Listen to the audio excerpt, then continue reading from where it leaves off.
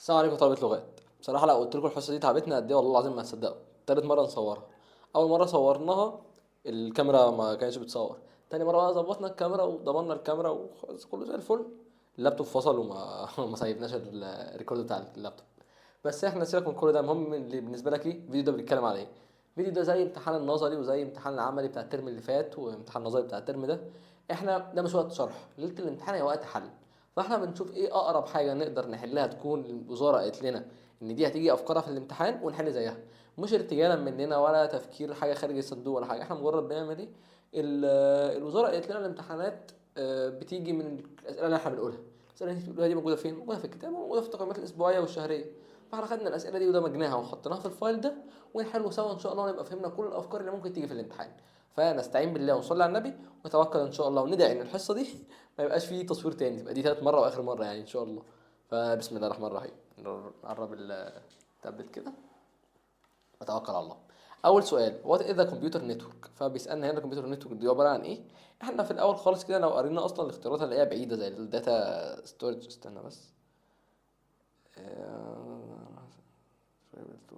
يا عم ماشي. هل هي الداتا ستورج أو set of connected data exchange device؟ هي فعلا الاختيار ده. هي احنا قادرين من خلالها بننقل الداتا وبنوصلها ببعض وكده. تاني حاجة which of the following is an example of local area network. اللان دايما هي أصغر حاجة، أصغر مساحة قادرين عايزين نغطيها. فهي الإنترنت، لا الإنترنت ده أصلا بعد اللان والوان يعني هو أكبر حاجة، هو device network within a single building. which of the following is considered a wireless communication. الوايرلس الوحيد اللي هنا الواي فاي، ودي حاجة مشهورة يعني. which connection type هذا highest data transformation speed أو transfer speed. هتلاقيها ممكن تقول لي البلوتوث، بس البلوتوث اصلا بطيء يعني انتهى من ايام الشيرت والميشير والقصه دي يعني. فهو سريع بس كان مقارنه بايه مثلا؟ مقارنه باللي قبله اللي انت اصلا ما عصرتوش، فهو كوايرلس اصلا مش سريع.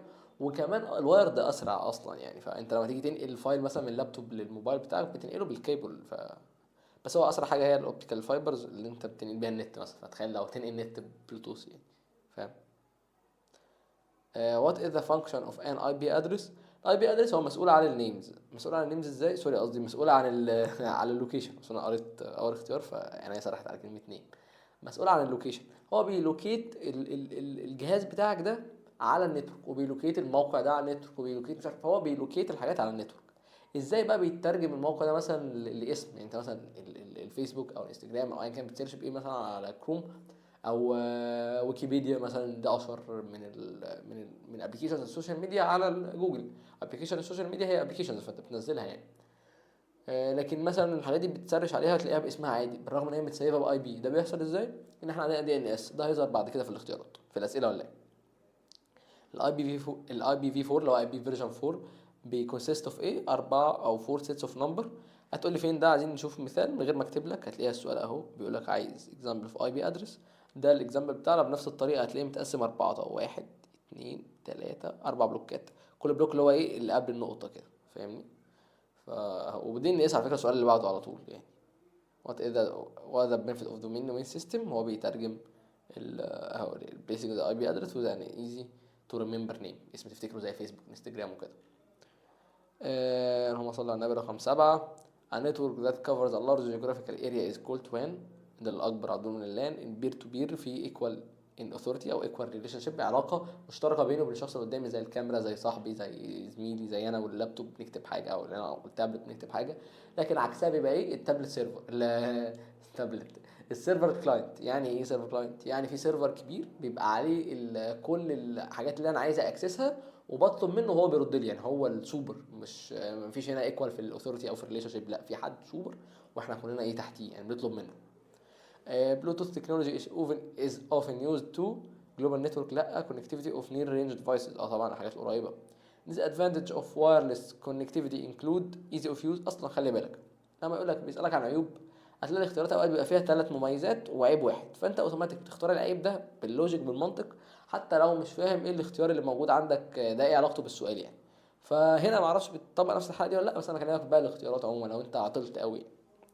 فهنا ايه الديس ادفانتج في الوايرلس كونكتيفيتي؟ الفولنربيلتي اوف انترفيرنس.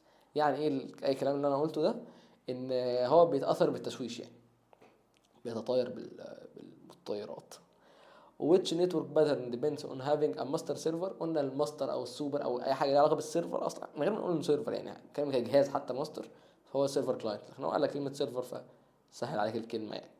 some of the benefits of using a network are، عايزين نستخدم النتورك فاحنا عشان نسهل الداتا، نسهل قرايتها، نسهل عرضها، وقادرين نشير الريسورسز والانفورميشن. عشان دول سؤالين هتلاقي دلوقتي الاجابه sharing of resources and informations، وهتلاقي بعدها بشويه هتلاقي يقول لك الريتريفل، داتا ريتريفل وكده. which of the following is wired communication method.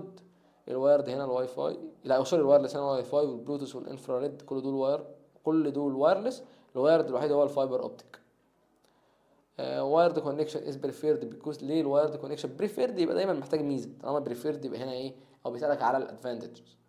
فهل هنا السيف والسلو والافكتد باي انترفيرنس، هل دول اصلا مميزات؟ لا طبعا، فاهم ورث تبقى انسكيور من غير ما تفهم. هنا اني فيهم دومين نيم، هي لو حاجه واحده مكتوبه كدومين يعني، هي دي باين كلهم اي بيهات. ايه اللي مسؤول اهو the server responsible for converting the domain name to IP address، فهو DNS server. احنا لسه شارحين DNS server وازاي بيحول، او ايه وظيفته، ازاي بالظبط الوظيفه مش مهمه يعني، بس هو بينقل الاي بي لنيم انت قادر تفهمه. what is the communication protocol a network strengthening device ولا rules for regulation regulating data exchange، هي دي هتبقى الاختيار بتاعنا بي. السؤال رقم 20 which protocol is used for internet communication. هتلاقي الموجودين دول كلهم وصلات، اذا كان ال HDMI او ال USB او الفيجا، فالاختيار المناسب بتاعنا هو ال TCP/IP. السؤال رقم 21 معانا هيبقى الداتابيز، بيسألنا ايه هو تعريفها، فاحنا بنقرا التعريفات وبنفهم تعريف او نقدر نستبعد لو التعريف بعيد. فعندنا مثلا هل هي ان اوردرد فايل كوليكشن، هي فايل كوليكشن فعلا بس مش ان اوردرد، هو structured، فالاختيار مش هيبقى ايه، هتبقى الاجابه دي. سؤال رقم 22 the primary goal of using database is، ايه اهم ميزه عندنا للداتابيز، هل هي زي ما قلنا دايما بنسالنا على ميزه، فاحنا نشوف الموجودين عندنا هل هم مميزات ام عيوب، فلما نشوف اكتر من ميزه نبدا بقى نرجع للسؤال بتاعنا. لكن لو بنتكلم بشكل عام مميزات وعيوب، فاحنا نختار الميزه الوحيده اللي موجوده، مثلا لو في غير ميزه واحده في المطلق يعني كعقل حتى. فهنا بيقول لك ايه الهدف الاساسي في نستخدم الداتابيز، هل عشان نصعب الدنيا عندنا في الانفورميشن، او بنكبر حجم الفايل، ما ايه احنا مش محتاجين الحاجات دي اصلا، او بندبليكيت الداتا، برضو مش مهم قوي، احنا مهم بالنسبه لنا ان احنا نيزي داتا ستورج اند ريتريفال زي ما ذكرت لكم من كام سؤال. سؤال رقم 4 عفوا ذا اي بي بروتوكول. سؤال رقم 23 ذا اي بي بروتوكول از ريسبونسبل فور. شرحنا قبل كده ان الاي بي ده كل مهمته الاساسيه ان احنا بنتكلم على العناوين، فاحنا هنا الاجابه بتاعتنا ايه، identifying the device address on network. احنا زي ما جاوبنا السؤال اللي فات دي نفس الاجابه تقريبا بتاعت السؤال اللي جانا، سؤال رقم 5 ولا 6 حاجه زي كده. The importance of a communication protocol is due to، ايه الميزه في ان احنا بنحط بروتوكول.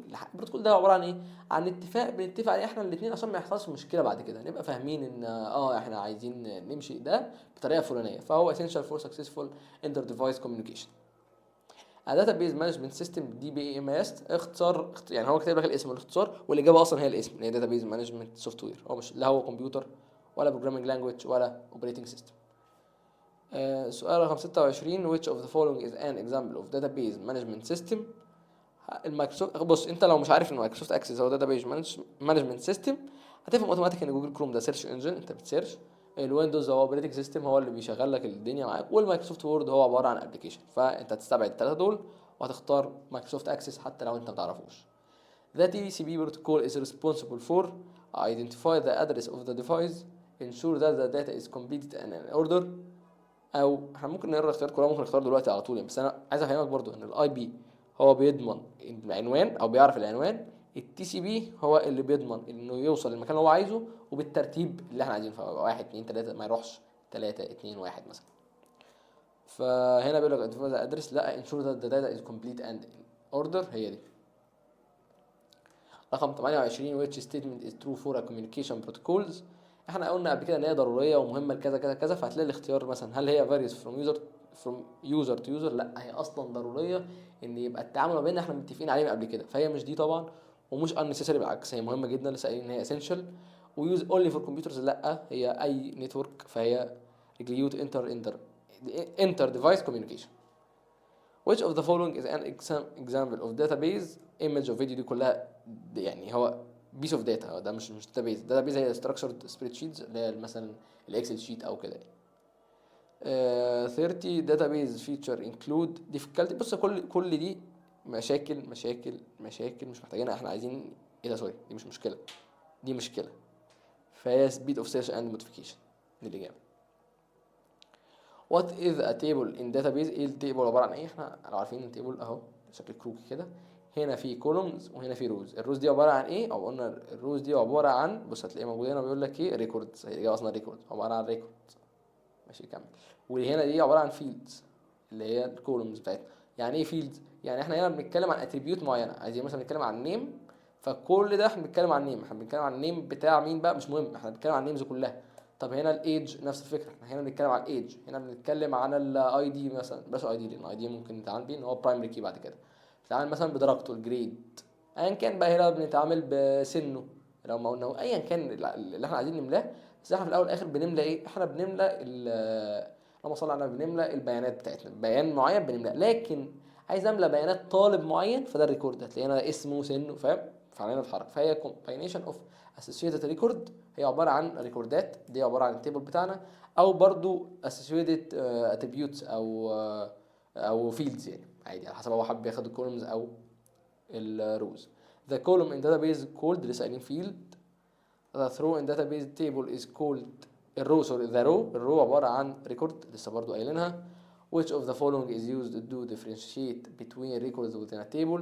لسه قايلين من شويه ان احنا بنحط هنا، قلت لك الاي دي مش حابين نحطه في النص. ليه مش حابين نحطه في النص؟ عشان هو اوقات بيبقى برايمري كي. ايه البرايمري كي ده لو انت مش عارف؟ احنا عايزين رقم مميز عشان نقدر نميز بيه كل اسم عن التاني عشان نسيرش مثلا. لو احنا خلينا الاسم هو العنصر الاساسي، في اسامي متكرره، فما ينفعش نتعامل ان النيم هو العنصر الاساسي اللي عندنا، فاحنا اوقات بنعمل له اي دي مثلا. وممكن النيم يبقى عنصر اساسي، بس ايه المواصفات مثلا هتلاقيها في السؤال اللي بعديه مثلا، اللي هو ذا برايمري كي ده اللي هو رقم 35. بيقول لك البرايمري كي از ايه؟ اذا field is repeated in table ما ينفعش يتكرر. a field that distinguished each record with a unique distinctions، هي دي بس بص بقى الباقي، هل هو سيرش كويري يعني؟ بس لا. داتا انتري فورم برضو لا، مالهاش علاقه بالداتا انتري، هو حاجه مميزه قادرين نميز بيها كل اسم عن التاني او كل ريكورد عن التاني. which of a following is an example of a field in student table. الفيلد ده اللي هو احنا قلنا اللي هو ايه، اللي هو العمود بتاعنا اللي هو ممكن مثلا زي السيتنج نمبر. what is the function of forms in database. الفورم دي حاجه بتسهل علينا الداتا اندري والديسبلاي، انت قادر باينه من اسمها، قادر تعرض الداتا بتاعتك، قادر تدخلها وكده يعني. which element is used to display data systemically on the screen or print. اللي قادر تستخدمه عشان تديسبلاي الداتا هو الريبورت. عايز تعمل برزنتيشن مثلا، فانت بتعمل ريبورت يوضح الحاجات اللي انت عملتها في الداتا بتاعتك او التحاليل الاناليسيس بتاعتها يعني. which of the following is an example of record. record قلنا قبل كده ان هو العمود، فالعمود هو عباره عن ايه؟ عن name column او name of table type of data or containing data on one student ده الريكورد، ده الرو. سوري انا مش شويه قلت لكم الفيلد، لا احنا قصدي الفيلد، ما اعرفش قلت ايه من ثانيه يعني ممكن سرحت، بس الفيلد هو الكولوم. هو هنا بيسالك على الريكورد، فالريكورد اللي هو الايه؟ الصف اللي هو كده يعني. فهنا بيسالك على الريكورد فهو row containing data on one student. the appropriate data for name storage is text أو string زي ما هو يكتب لك. one of the prerequisites for the primary key is نفس الفكرة برضه، بنتكلم عن primary key ما ينفعش يبقى empty، ما ينفعش يبقى repeatable، ما ينفعش يبقى text type only، لا ممكن يبقى ال ID عادي number، ولازم يبقى unique and non-duplicate. reports تاني، reports are used for data entry ولا modification of table ولا presentation؟ يعني presentation. what is an algorithm. algorithm دي عباره عن ايه؟ انت لما تيجي تكتب كود لازم تفكر الاول ازاي تكتبه وهنكتبه ازاي. مثلا اوقات كنا بنستخدم فور لوب، لا ده احنا المره دي هنستخدم اف، لا ده احنا هنحط افين تحت بعض فهنعمل نستد اف، لا ده احنا هنحط، فاهم؟ التفكير اللي انت بتفكره قبل ما تحط ايدك في الكود ده هو ده الالجوريثم، هي دي الطريقه الخطوات اللي بتعملها قبل ما تبدا تحط ايدك في الفعل يعني. فمش لازم كود بس يعني، احنا هتلاقي سؤال بعد كده هيدي لك المثال بتاعه ان انت بتعمل كاب اوف كوفي اهو، دي ستيبس اوف بريبير كاب اوف كوفي، او واتش اوف ذا فولوينج ان اكزامبل اوف ان الجوريثم. نرجع لسؤالنا وما ننتطش بالاسئله. ايه الالجوريثم ده عباره عن ايه؟ ordered set of steps to solve the problem.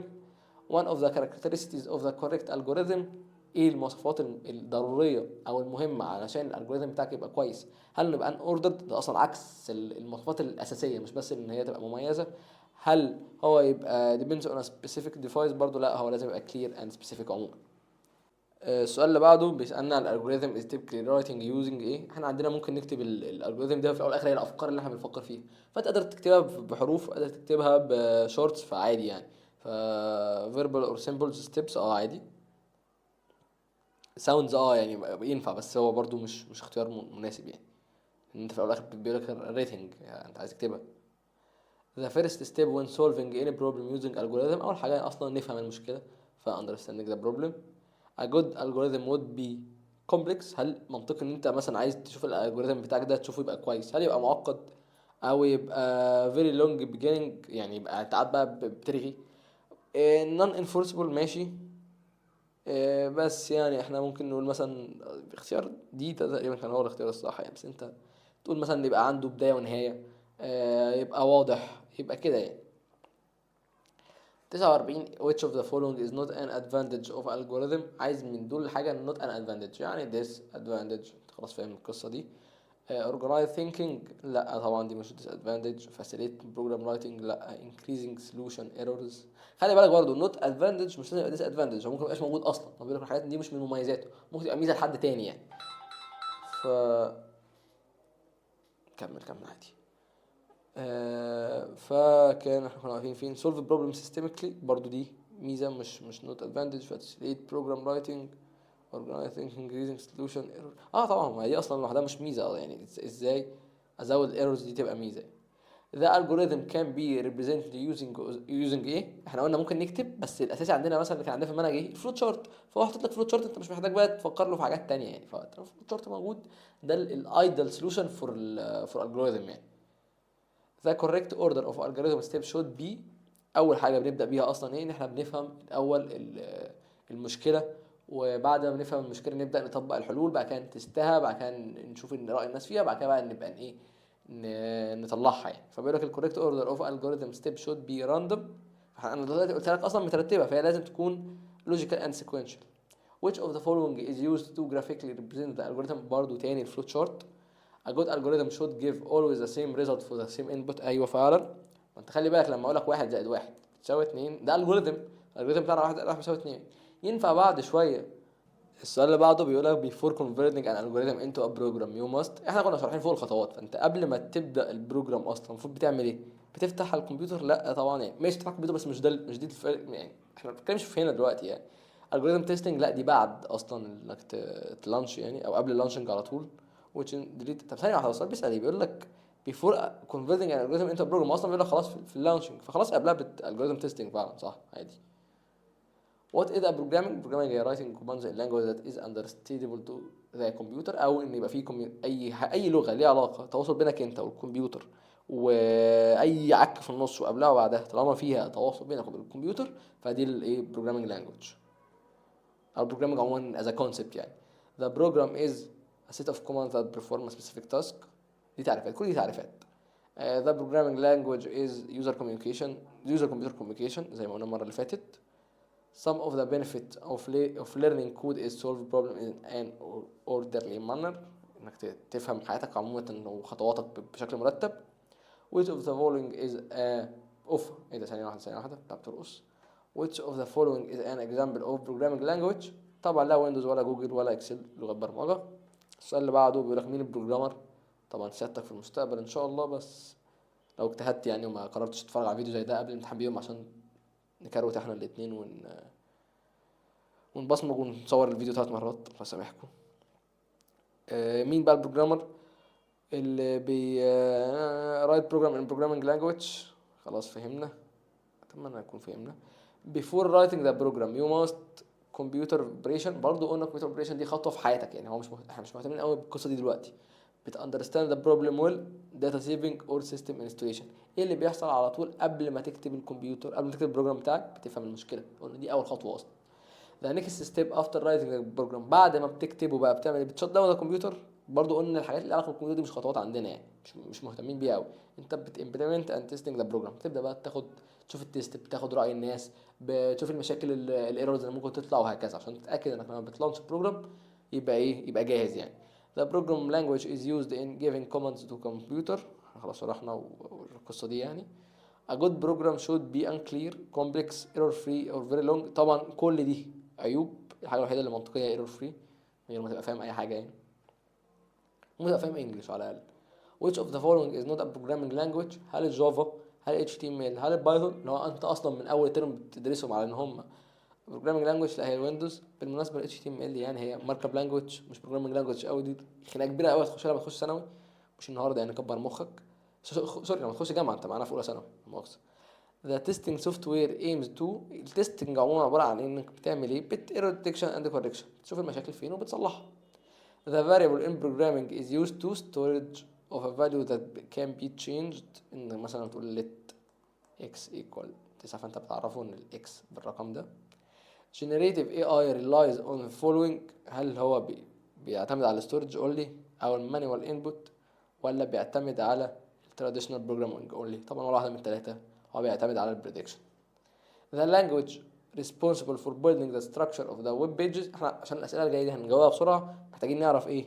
ان ال structure HTML، اي حاجة ليها علاقة بالفورمات او التلوين CSS، اي حاجة ليها علاقة بالتحريك بقى interaction interactive، اي كلمة معناها اي تفاعل user interaction البيج interactive، القصة دي كلها جافا سكريبت. حلو، فهنا بيسألك على structure يبقى HTML اهو. ال CSS is used page format. variable مين دي؟ زي السؤال اللي قبل كده، ايه معنى انك بتحط ال variable قيمة تديله specific value؟ ايه حرفيا بتعيد نفس الجملة تاني. ال generative AI does not depend on human conscious. قبل ما اقرا الاختيارات، اي حاجة ليها علاقة بالعقل او الادراك الواعي ملهاش علاقة بال generative AI، فهي true human perception او المنظور يعني البشري. The tag is used to represent ايه؟ التاج ايه اصلا؟ مش كاتبين التاج في هنا، سؤال بقى سؤال ناقص. قول مثلا الهيدنج 1 H1 فهو main title. which property is used to change the color of text؟ من معناها color of text يبقى color. which of the following is valid variable name؟ بص دي ودي مكتوبين غلط. هو عايز يقول لك ايه؟ عايز يقول لك name ويقول لك -1 name و name space، فيعني عايز يحط لك name ويسيب لك space هنا، يعني دي مش حاجة، دي space يعني شخبط. عايز نمسح من دي اهو، عايز يكتب لك name مثلا ويسيب لك سبيس ويقول لك هنا ايه 2، وهنا عايز يقول لك نيم عادي. طبعا باين ان دي هتنفع، بس دي ودي مش هتنفع. ليه؟ ما ينفعش تبدا دي مثلا ايه، لازم دي سالب 1 ودي 1 ماشي. ما ينفعش تبدا برقم، ما ينفعش تبدا باشاره او اي سيمبل مش حرف، ما ينفعش تسيب مسافه في الفاريبل بتاعك، لازم تبدا بحروف كابيتال بقى سمول مش فارقه، بس لازم تبقى الكلمه ايه واضحه زي ما هي واضحه هنا. example of generative AI tools طبعا شات جي بي تي وكوبايلوت هم الامثله اللي عندك في المنهج. جيميناي برضو تبقى عارف يعني، اعتقد انتوا استخدمتوا الحاجات دي اشطر مننا خلاص. The tag is used to display، برضو التاج مش موجود، المره اللي فاتت قلنا H1، المره دي ممكن نقول ال P for paragraph اهو text paragraph. اختيارات مش موجوده، كفايه بقى كده. What is the function of JavaScript؟ بس JavaScript جاي كلها interaction، فهنا make the page interactive. The ID in HTML، ال ID احنا بنستدعي عشان نربطه بال CSS او جافا سكريبت على حسب الموجود في الاختيارات. The document.getElement by ID function is used to، بص احنا هنا بنستدعي هي فانكشن نفس فكره كنا بنستعملها جربناها قبل كده في الجافا سكريبت او بايثون او بتاع. انت بتنده الاليمنت بتاعك اذا كان بقى فاريبل او اري او ايا كان هو عباره عن ايه، وبتقول دوت وبتجيب اسم الفانكشن، فبتطبق الفانكشن دي على اللي قبل الدوت. فهنا الفانكشن اسمها جيت اليمنت باي اي دي، فهو بيجيب الاليمنت اللي في الدوكيومنت ده بالاي دي بتاعه، فاكت ذا اتش تي ام ال اليمنت. زي ما قلنا قبل كده الاي دي احنا بنرجع لل HTML في السؤال اللي قبله اهو، ذا اي دي HTML.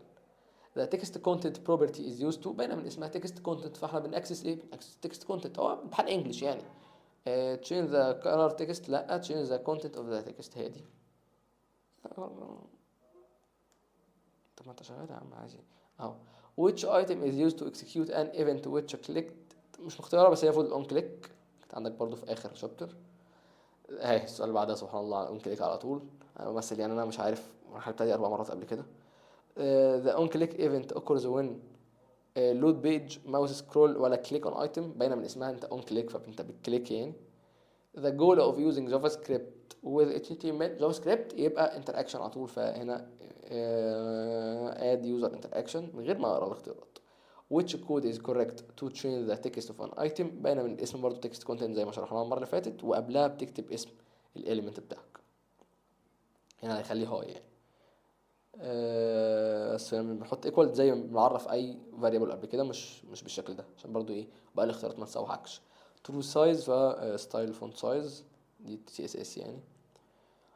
which of the following جافا سكريبت ولا إيه؟ مش سي اس اس. which of the following make the page responsive. قلنا اي responsive ويوزر اكشن وانتر اكشن واي اكشن في الدنيا هو عباره عن جافا سكريبت، عكس الستاتيك اتش تي ام ال وسي اس اس اونلي. what is the benefit of linking a button to جافا سكريبت؟ ان يبقى في انتر اكشن برضه، طالما في linking button وفي القصه دي فاحنا بنimprove او بناد انتر اكشن when you click. which of the following is valid example of an interactive web page. بص احنا برضو بنعيد ونكرر نفس النقطه ليه؟ لان احنا جبنا كل لما مثلا بيجي لكم تقييم اسبوعي بينزل 3 امتحانات، 3 امتحانات دي بتبقى دايره نفس الافكار بس اسئله مختلفه. احنا عايزين نحط لك الاسئله كلها زي ما هي موجوده عشان ما نفكرش، عشان يعني ايه مش تبصمج او تبصمج من غير ما اقول لك انك تبصمج يعني فاهم. فاحنا عايزين نجيب لك كل افكار الوزاره فكرت فيها وحطيتها. فهتلاقي مثلا السؤال ده بيقول لك ايه which of the following is valid example of interactive web page. ايه الاكزامبل المناسب من دول للانتراكتيف ويب بيج؟ بيج with text only؟ لا طبعا دي مش انتراكتيف. ستايل ايمج ستيل ايمج بيزد ماشي دي مش انتراكتيف برضو. a page whose content change when press ايوه هي دي. generative AI used to create static web page to run the server؟ لا طبعا suggest HTML and CSS code لان احنا بنقول static فما فيش جافا سكريبت. The static page created by AI the advantage هذا advantage of ايه الميزه في الاستاتيك او مش ميزه في الاستاتيك بقى مقارنه بحاجه ثانيه، لا هو بيسالك ميزه في الاي اي ذات نفسه. فالاي اي قادر يوفر لك ايه؟ قادر يخلي ال depends on user interactions with static content. لا هنا طبعا بيسالك على static page عادي فهي display static content. في سؤال بعد كده بيقول لك ان هو بيوفر عليك وقت وبتاع، استنى. create interactive pages by generate JavaScript code for interaction. مش هو ده السؤال اللي عايز اساله برضه، فكك بقى من السؤال ده.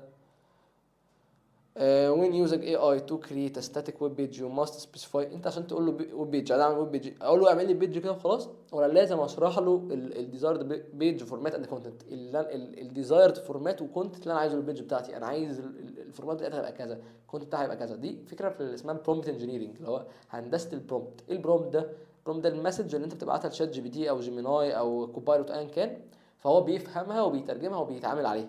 فهو البرومبت ده انت محتاج تكون فاهم كويس انت بتكلمه ازاي. ما ينفعش تقول له حاجه كده عايمه وما تقولوش بقى لا ده انا عايز البيج بتاعتي متوصفه 1 2 3، عايز فايل ده لوحده فايل ده. هي دي الفكره. فعشان كده بيقول لك لازم تديله الديزايرد بيج فورمات اند كونتنت. رقم 96 the primary language that AI suggests to build a page structure is. page structure يبقى HTML على طول. interactive page different from a static page it's ان هي خلاص انا تعبت من اولان السؤال لان احنا فهمنا خلاص ان هي بتريسبوند for user action. رقم 98 which of the following is an example of an interaction web page. still image لا unchanged text لا change the text when you press it. some of advantage of using هي ده السؤال اللي كنت بسألكم ندور عليه قبل كده. احنا بنسيف تايم عند effort.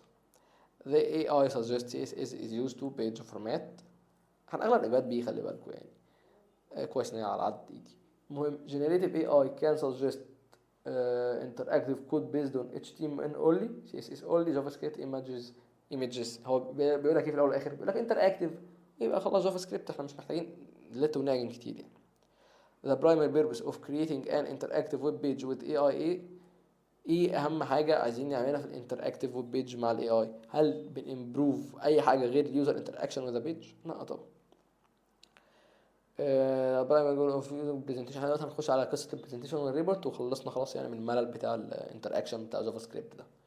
The primary goal of website presentation is writing the code, explain the idea of site and each component, site operation أو data storage. خلي بالك البرزنتيشن زي الريبورت زي أيا كان هنعرض الأفكار بتاعتنا، فهل بنرايت ذا كود ولا بنكسبلين الايديا؟ بنكسبلين الايديا طبعا. which of the following an important element of website presentation. مرة كمان احنا بنتكلم على فكرة البرزنتيشن فاحنا عايزين نعرض فعايزين image showing the interface of site، مش عايزين نشوف سكريبت كود والقصة دي ولا يعني بقى اختيارات بقى كلها بتتكلم في التك سايد يعني مش بتتكلم في الشوينج سايد او البرزنتيشن سايد. The goal of applying tests is to display information only, user rating through questions. خلي بالك هو بيقول لك testing يبقى احنا عايزين ناخد الاسئله على طول يعني من غير ما نرغي في الباقيين. which element is used to show question with a test app. احنا عايزين نحطها في تكست، ما مش ايمج ولا فيديو ولا حاجه، الاسئله عادي نحط لك تكست تجاوب عليه، نعرف ناخد ريفيو وكده نقيم عليه البروجرام بتاعنا يعني. واللي هو المفروض يكونتين ايه، هل لونج تكست ولا احنا عايزين كلير اند سيمبل اكسبلانيشن اوف ذا سايت، احنا عايزين شرح موضح للسايت بتاعنا، لا عايزين الكود بتاعه ولا عايزين يوزر داتا. يعني تخيل تحط اليوزر داتا، فاهم؟ يعني حاطط في البرزنتيشن بتاعك اليوزر، انت وديت نفسك في ده يعني.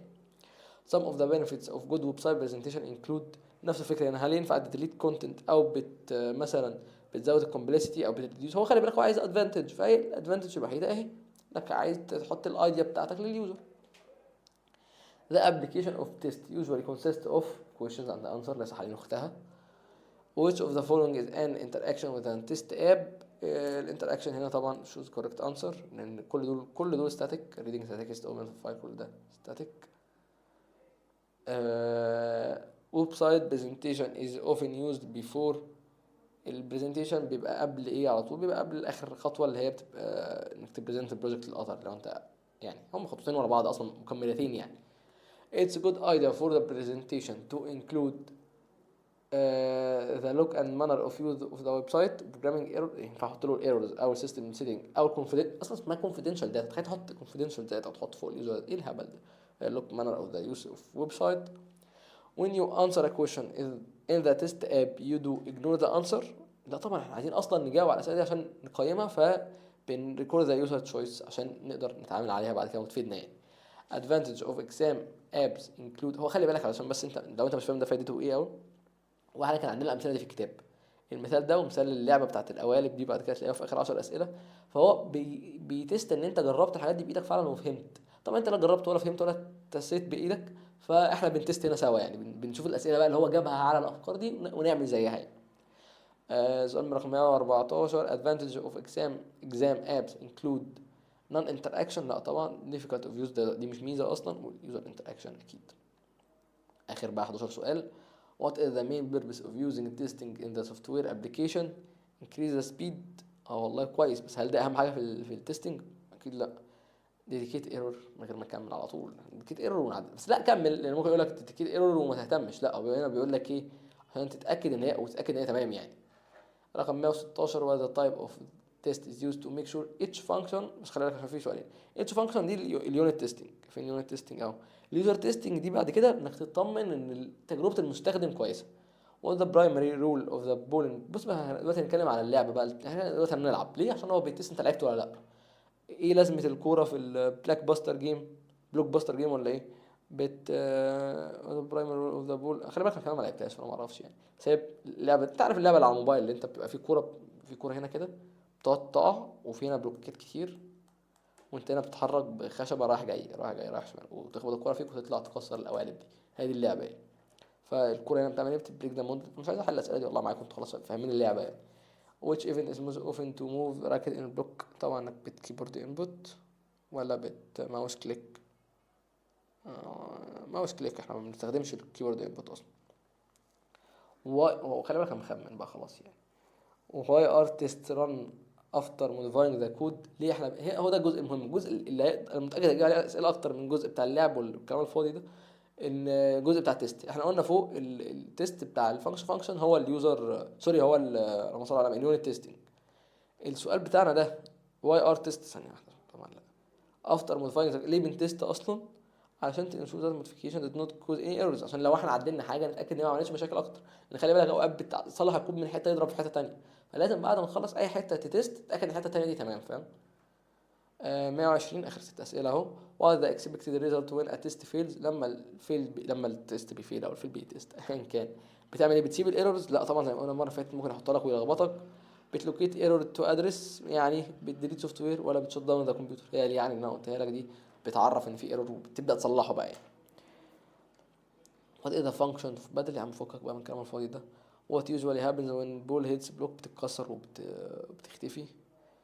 والبدل ده كان بيتاكد بس ان انت ما تخرجش بره قبل ما انت بول فروم فولينج اوت. الاسئله دي ما حطيتها عشان بس تبقى موجوده يعني. which of the following is a direct benefit to using the test. ده ايه دي الاسئله المهمه؟ ليه بنستخدم التست؟ increase file size ولا increase the accuracy of result. لا reduce number ايوه of error. at what stage ensure that the application works expected from the end user. امتى متاكد ان اليوزر عايزه احنا عملناه في الجزء بتاع اليوزر acceptance testing، متاكد ان اليوزر تمام وحالته مرضيه و10 على 10. اخر سؤالين برضو عن اللعبه التعبانه بتاعتنا دول. which element is responsible for controlling the ball movement. التايم، لا اللي هو علاقه بالوقت ده التايم. واللي قبليها how is player loss determined in a blockbuster game. امتى بيخسر؟ لما الكوره بتقع. فين الكوره بتقع؟ رقم سي. المهم كده يا رجاله، احنا خلصنا الاسئله ولعبنا وبدانا من اول الفصل الثامن وصورنا الحصه 3 مرات. اتمنى ان شاء الله تكونوا فهمتوا. اي حد عنده اي مشكله في الاسئله اللي موجوده اتشرحت دي، او عنده اي مشكله في اي سؤال تاني، ان شاء الله لينك الجروب بتاعنا موجود في الديسكريبشن تحت. ولو حد من الشباب اتاخر عليك ابعت لي على الرقم البرايفت، هتلاقيه برده موجود في الديسكريبشن بتاع الفيديو. وبالتوفيق.